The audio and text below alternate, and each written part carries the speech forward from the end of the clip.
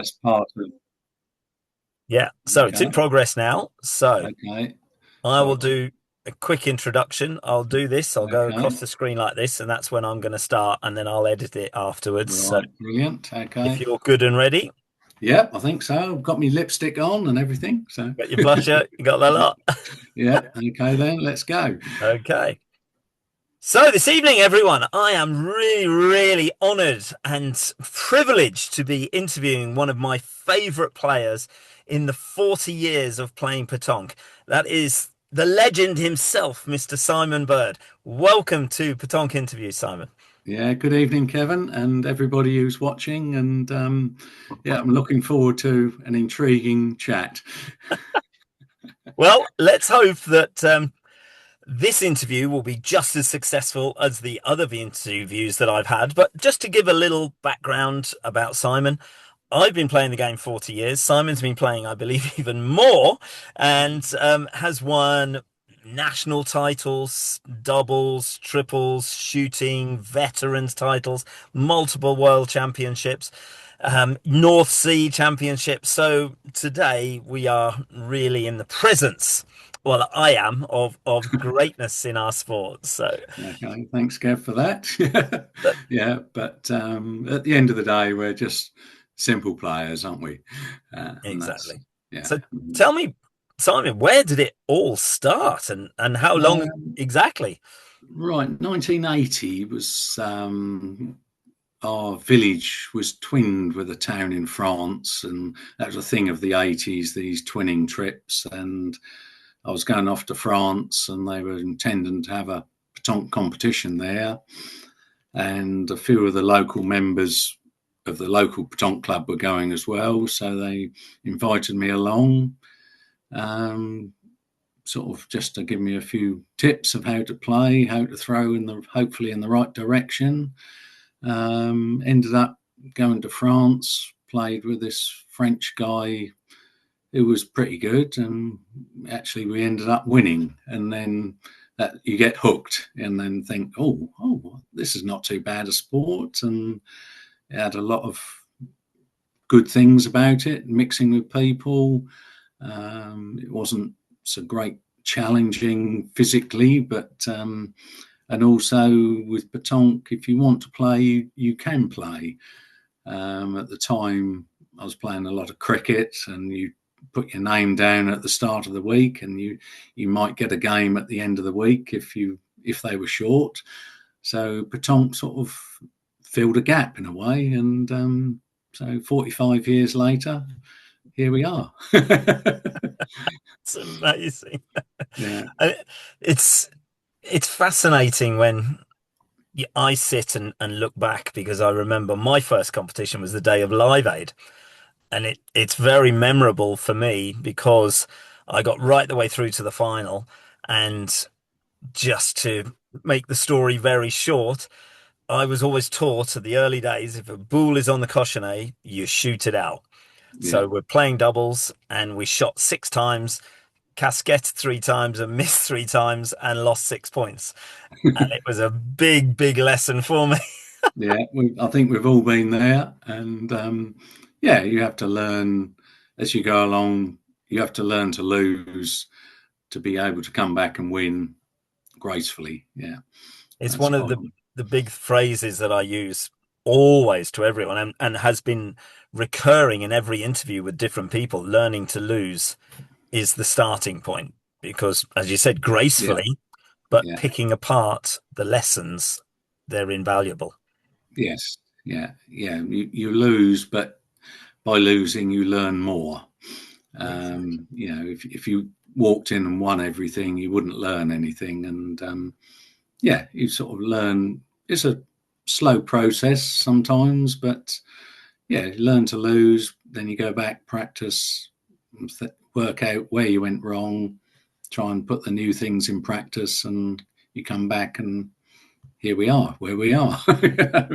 Yeah, Well, that one loss was one of my biggest losses in my early days. I also had a very memorable loss when I played with you.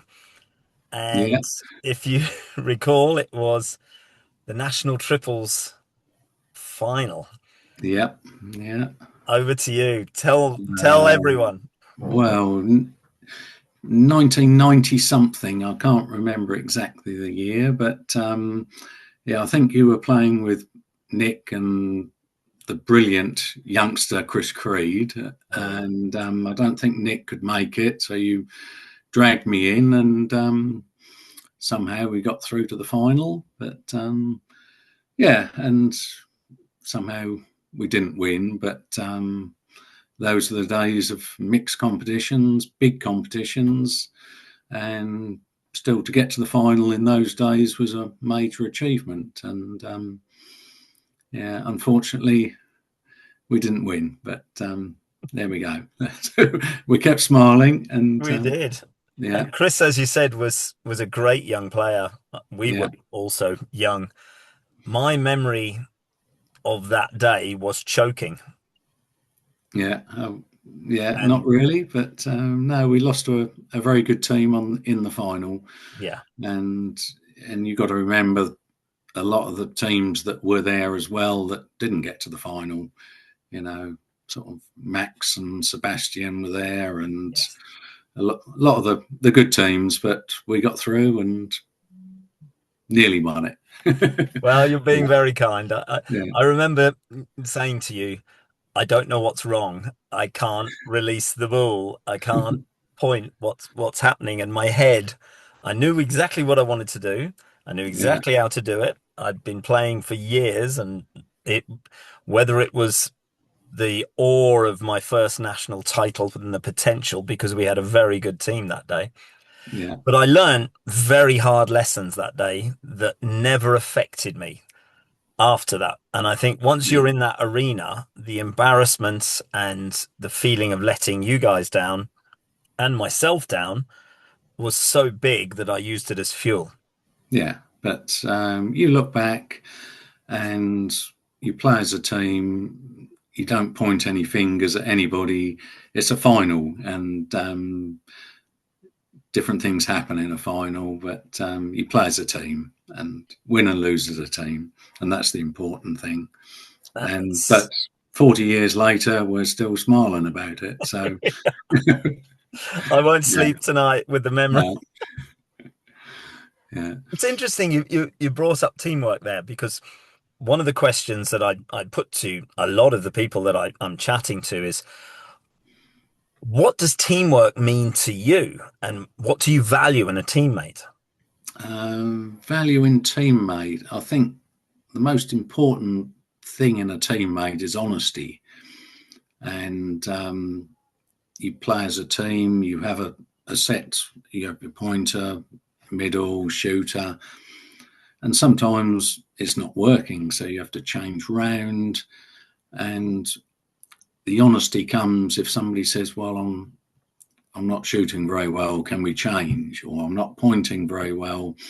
Can we swap round?" And just make something happen in the game. And a lot of people will play badly, but they'll blame their opponent or their other teammates. Well, I'm not shooting well because you're not pointing close enough, and or you're not, So it's team, honesty. Be honest with yourself. If you're not playing well, tell your teammates, and then they can help you and adjust and cover you maybe a little bit, and but just to turn it around and make something happen.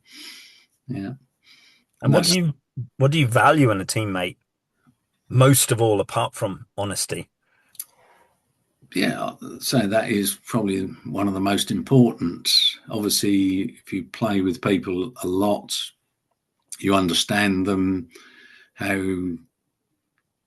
sort of how they work, how they perform. Um, Obviously, a lot of the foreign countries, they do all these tick charts and stats, and I think we went through a process of doing those, and they were quite interesting to see how people perform during the day. Some people would start slowly and get better. Some people start well, drift off before lunch, and if you know your team, you can then see the weak points and weak times during the day when they're not going to perform. And I think so many of the other countries do this and really analyse it, and perhaps something that our teams are not doing enough at the top level. You can't perform all day at 100%, and you need to know when you can perform and when you don't perform. And especially with the 4-player format, it's something that could be used a lot more in team selections at different times of the day. But that's sort of my opinion, and others will probably differ on that. But yeah. One of the things with you, Simon, is you're incredibly measured in your, not only your comments, but your thoughts. And I think that's why you've had such success, but also why you've been brought in so many times to be a coach, to be a 4th player, to be a mentor. That is remarkable for me to witness that over many years. Thank you for that. But yeah, and it's it's a sport where there are no prima donnas. You are a team. And now you have the 4-man team, the coach. They're all important people, and all their contributions should add to the team and make it to the best of its ability. Yeah. I think there are still some prima donnas. There's been a few in the past, and there's still a few now. Yeah, we won't go down that list, but they know who they are. They do, and they won't be watching these videos. No. Far too important. Yeah, that's right. Yeah. So obviously you've had immense success in the game. You've explained when it started for you, obviously visiting France, being successful at a young age. People across the world. But what did your training look like in the early days? How did it differ in the middle time, if we said the 90s, and how does it look now when you're slightly more distracted by your new sports? Yeah. No, I think when you get into the sport, you start at your club level and get through the league level and start winning your leagues and stuff. But the important thing, I think the most important thing was 1981. I went to watch the World Championships in Belgium.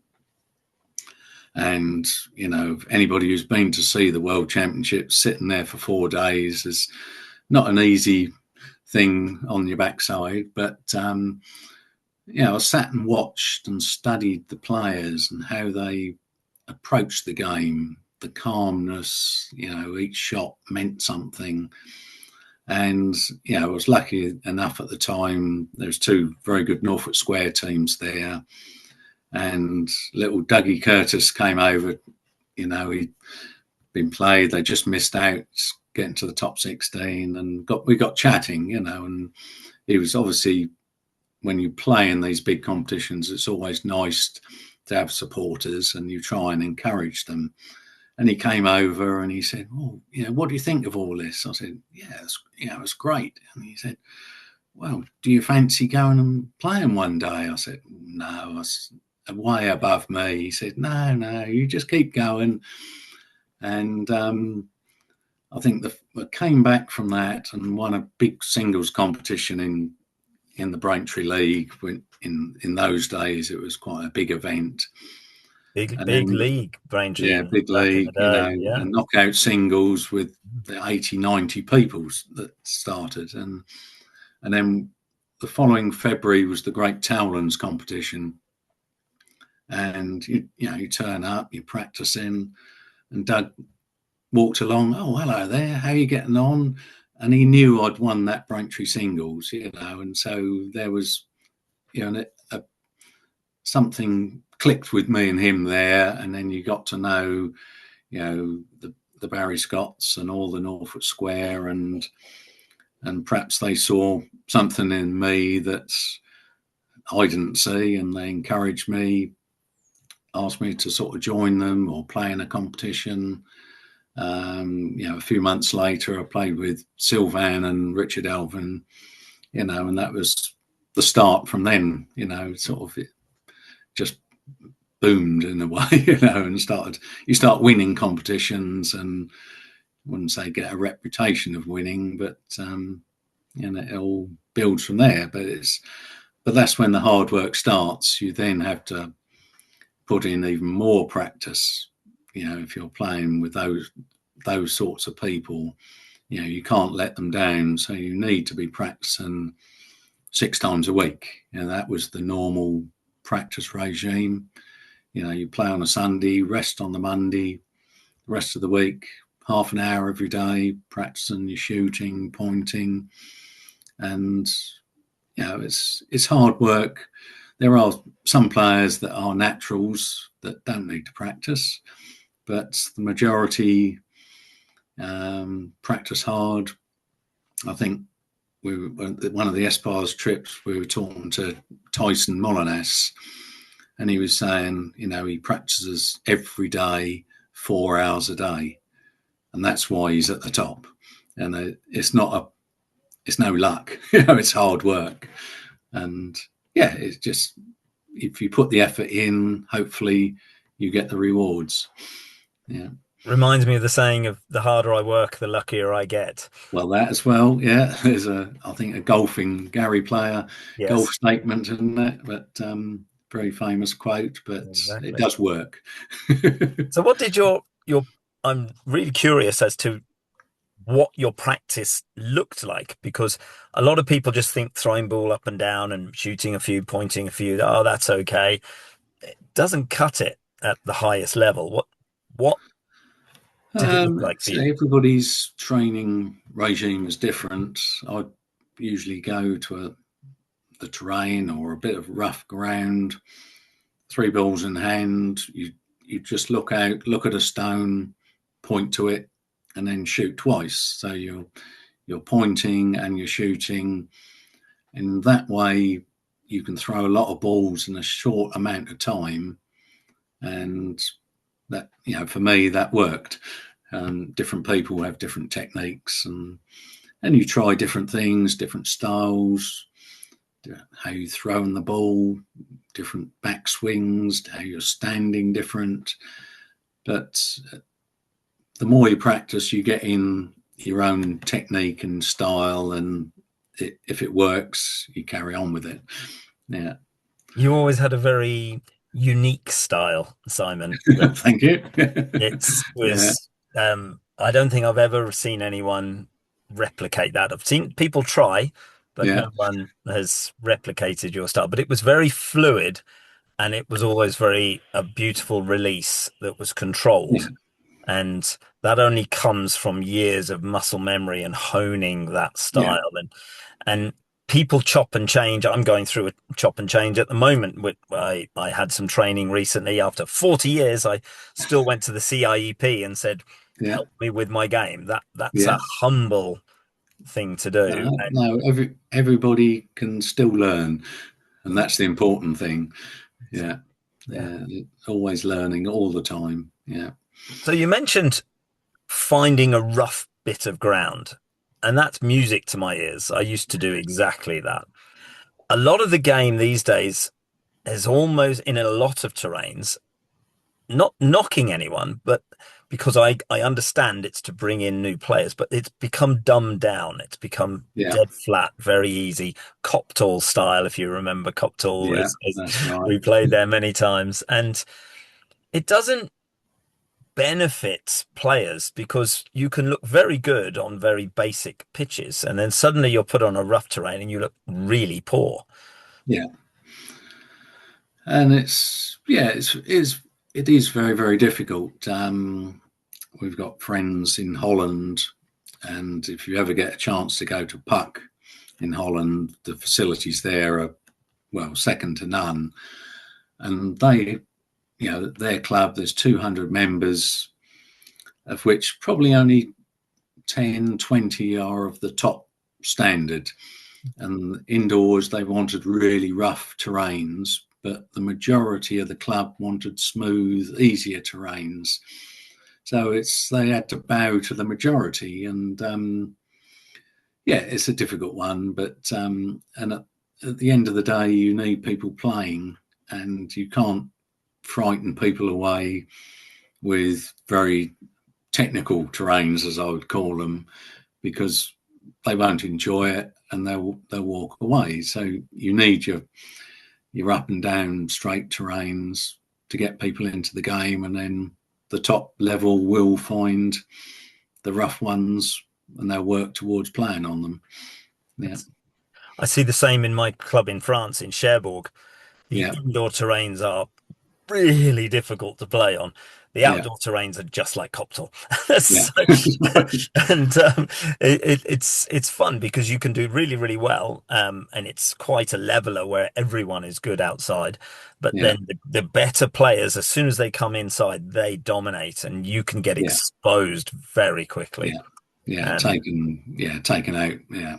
That's right. But yeah, then, the different pitches, that's where the different tactics come into play, different styles of play, different shots. And it's sort of always when a sort of coach, I'm saying pétanque is very similar to golf. You have your bag of clubs in golf for the different shots. In pétanque, you need your arm to have all those different shots.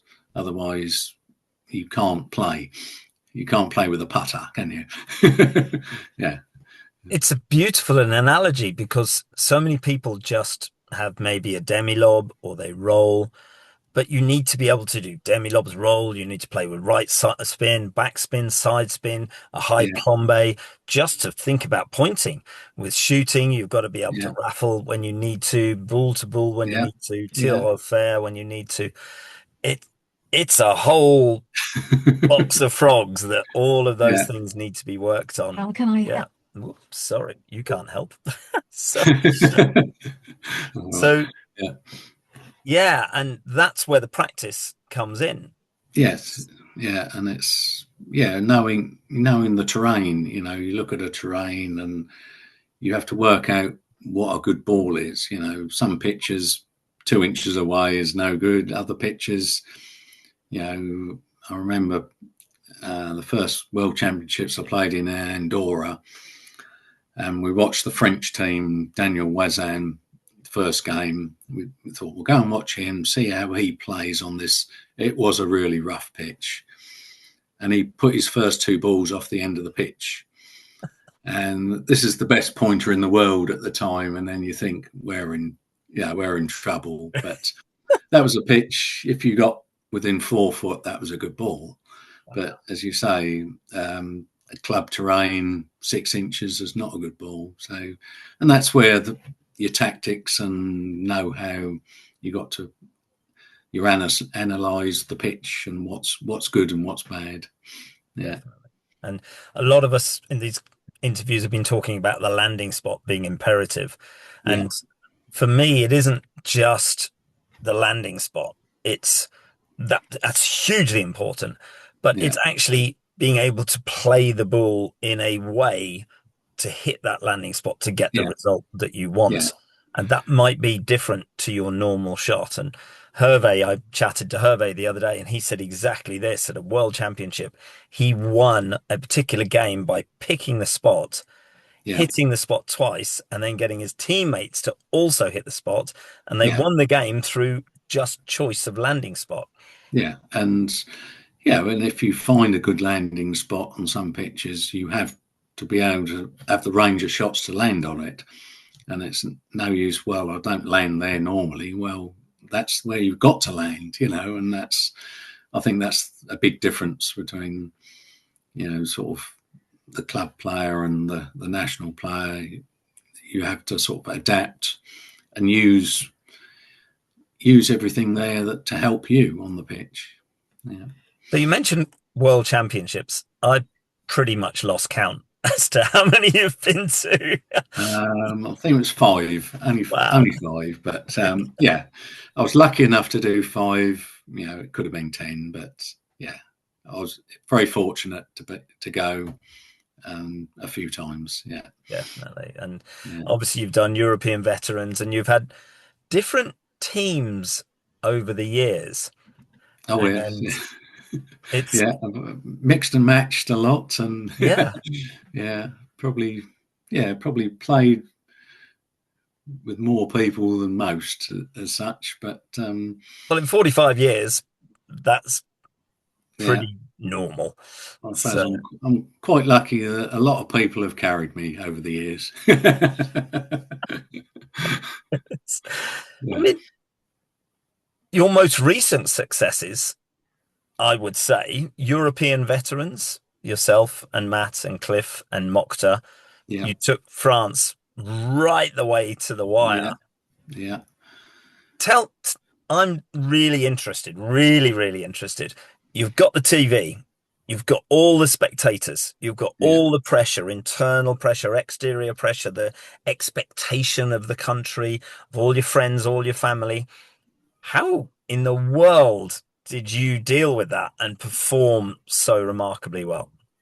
Um, yeah, I don't know. In a way, I think the previous round when we played Switzerland was probably a tougher game.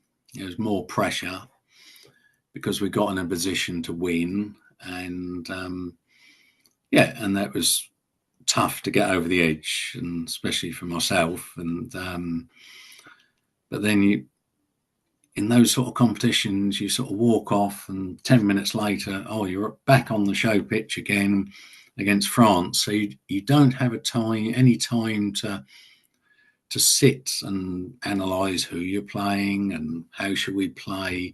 You're just chucked in really at the deep end, and I think luckily we managed to win the first end, and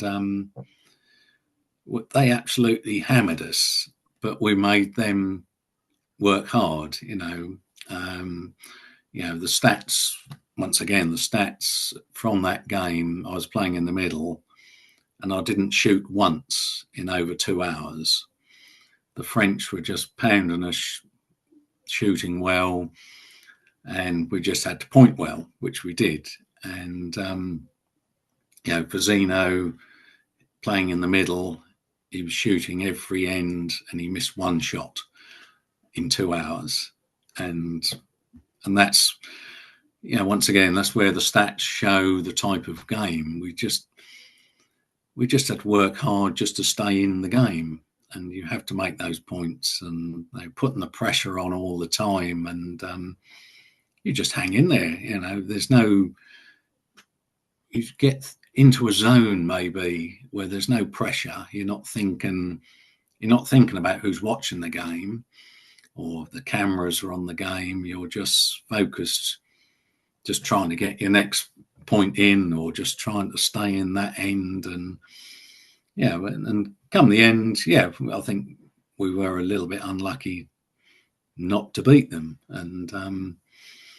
But it would have been nice to beat Pizzino a second time, but there we go. There's not many people who've beaten him once, let alone a No, second that's time. right. Yeah, but yeah, we got recognition from them, and that was, I think, that's half the battle. They just didn't come and blitz us away like some of the other teams they do.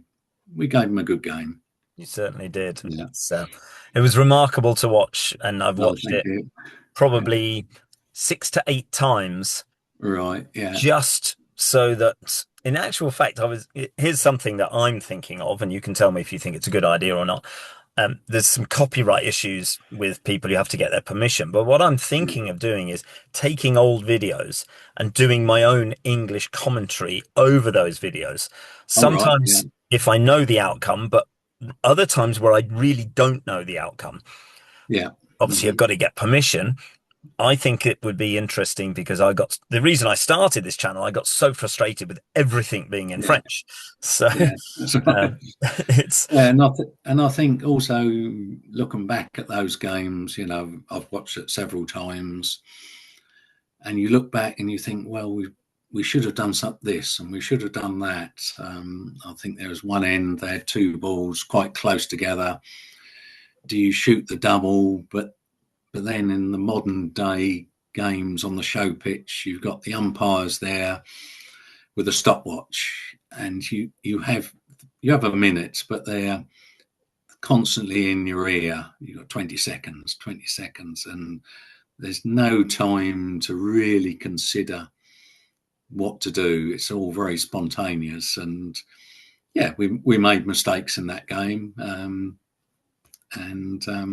yeah, you have to learn, and that's where you have to look back at games and analyze everything, and so next time perhaps you do it slightly different. But yeah, Gone are the days of the 5 minute discussions, walking up and down. Should we oh, do this? Should we do that? it's in a way it's spoiled the game, because that's in the old days, those discussions, when they need to be done, were quite important stages in the game. And perhaps in the modern game, they should have a timeout or 2 or 3 timeouts in a game where you can stop the game, go and see your coach, and really consider your options. But it's geared to television, fast and furious, and you have to play within the rules. And yeah, and even all the top countries would probably think they make mistakes.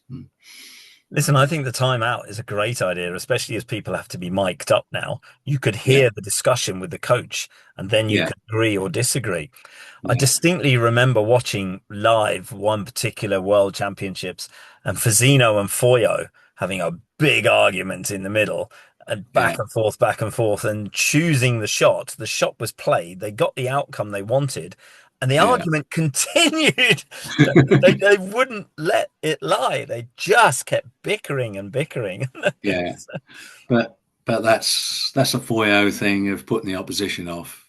He's Yeah, a master of master of it. being the presence on the pitch. He's He's a like master. the Yeah, Jose Mourinho, I think, yeah, dragging that's all the right. attention to himself and Yeah, off the players. Yeah. So, that's right. so you've played against obviously formidable players, and you've played with some formidable players. I'm really interested in your opinion on the modern game against the game we enjoyed when we were younger. Oh, the back in the day statement. Back in the day, that some of It's the modern commentators say, oh, they didn't shoot much back in the day. They yeah, weren't there. They did not know. yeah. It's two completely different eras from say the 80s and 90s. I think were golden years. 100%. Um, Nowadays there's far more opportunity.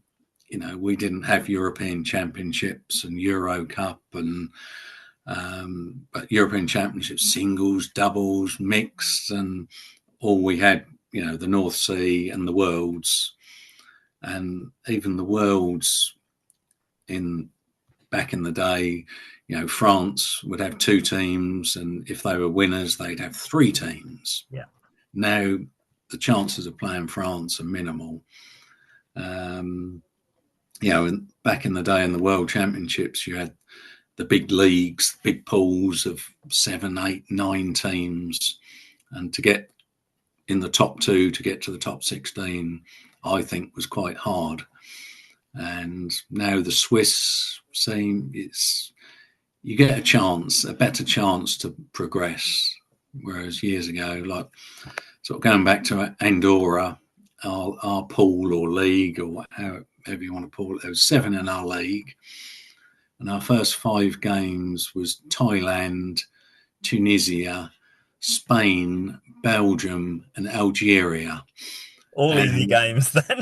and we had an easy game at the end, Senegal. So who the teams now wouldn't meet their first 5 games with that sort of category of opposition. In England, obviously, back to the Grand Prix, over 100 teams. I remember playing the national doubles, 29 leagues of 4, top 32s, top 64s, national singles was leagues of 5. To get into a top 64, to win, you had to win 10 games. And now national singles, you win 6. And it's like a sprint. It's not a marathon, but it's not the modern players' fault. They can only play what turns up, and if there's only 8 teams want to try and qualify for the World Championship, it's not their fault. Whereas in the 90s, there was probably 10, 12 good teams, all had a good chance. And even then, somebody else might qualify in the top 2. We've had a few occasions where teams you wouldn't expect to be there made it, and they deserved to go. And and everybody congratulated them. Well done, you've been through the system, you finished in the top team, you deserve to go. And but now, selection, I'm not a great lover of selection unless there's one player or a team that are exceptional, and which doesn't happen, and it spoils it, I think. And especially with a small amount of teams, you have 2 good teams and they're seeded, so they don't make till the final, so they've already scored loads of points, so there's no pressure. Whereas the old days in the Grand Prix, the top 2 teams could play in the morning in the league, and one team would get through and score points. That's where pressure was. So it's very different, but we can't blame the modern era for the state it is. We had a good years in the 80s and 90s. Yeah, it certainly did. That's my opinion. Totally disagree.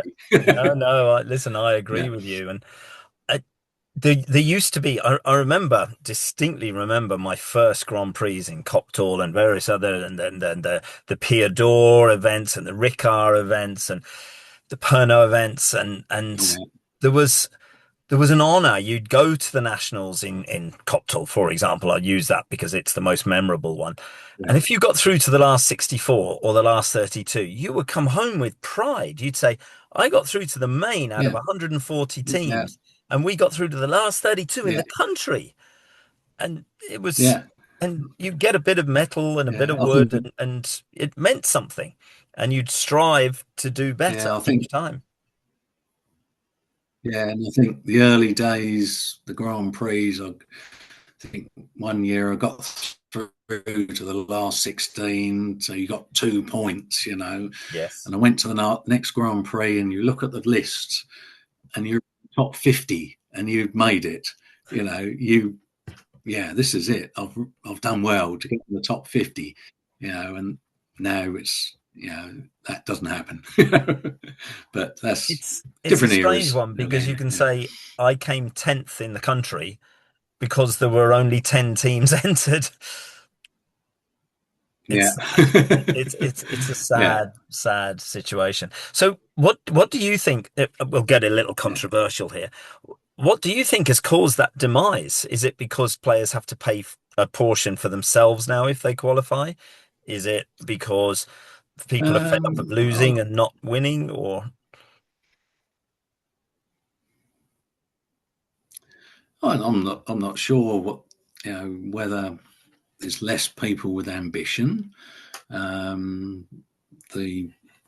sort of the big competitions they're big events. You went and saw all your friends, and but now, the top teams, they would say very rarely travel.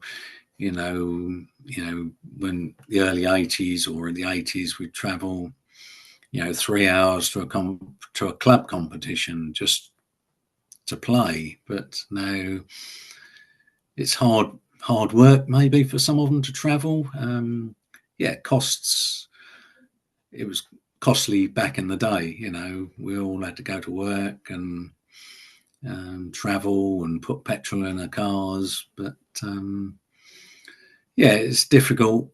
There's been lots of changes, and I'm not sure whether the structure of Pétanque England, originally from the devolution, has really worked. And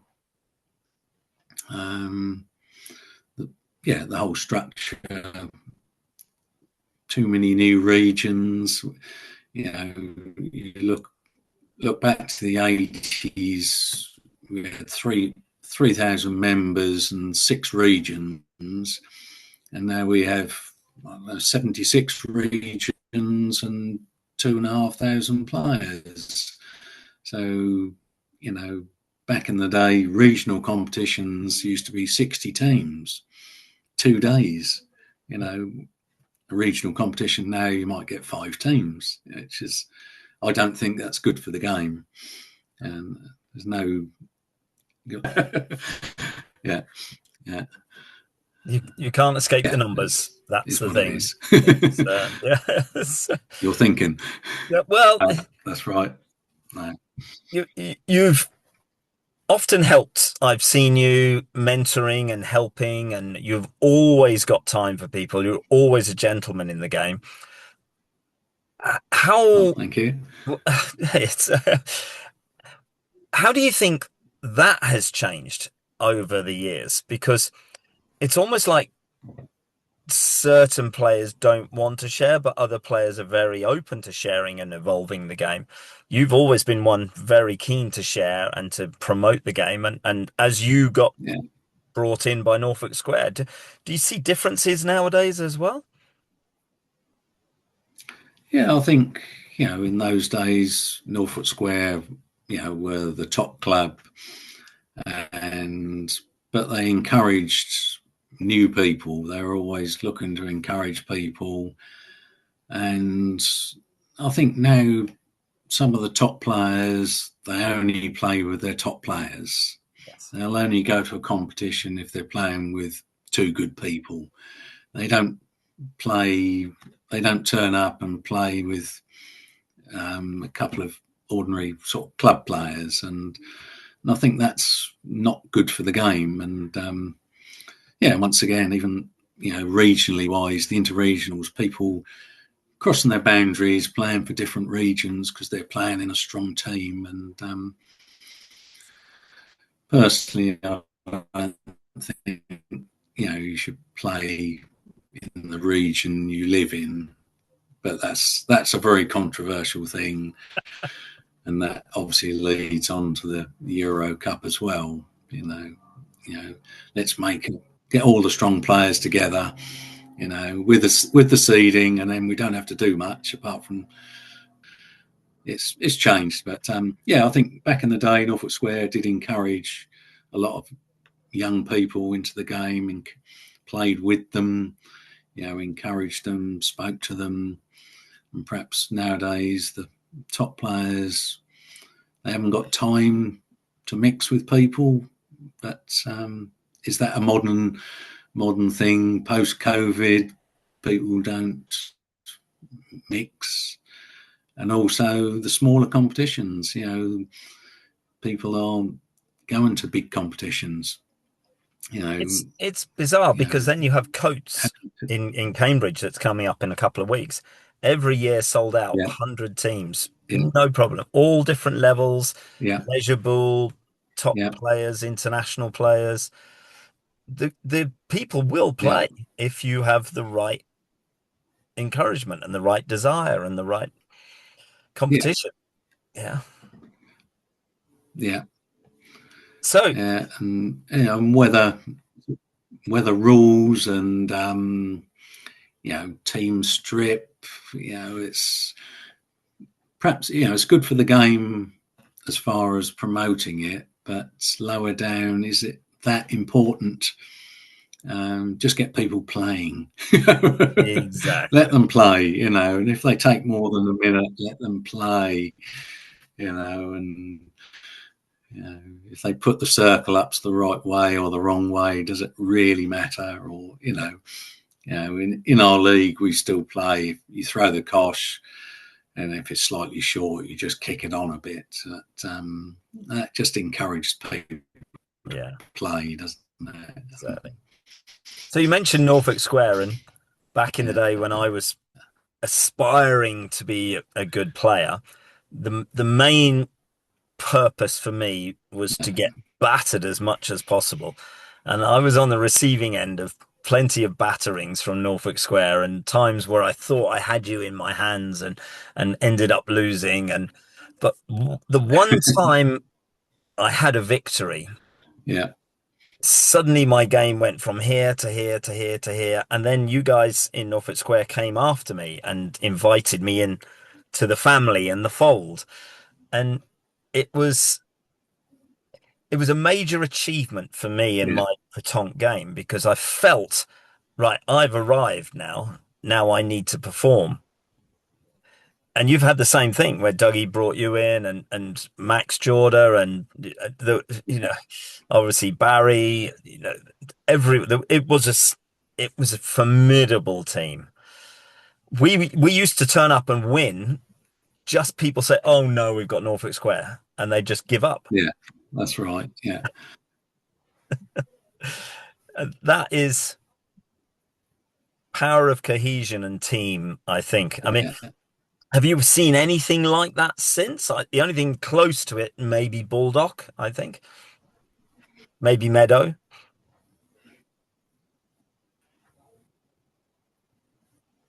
Yeah. That's right. And they didn't even look who they were playing.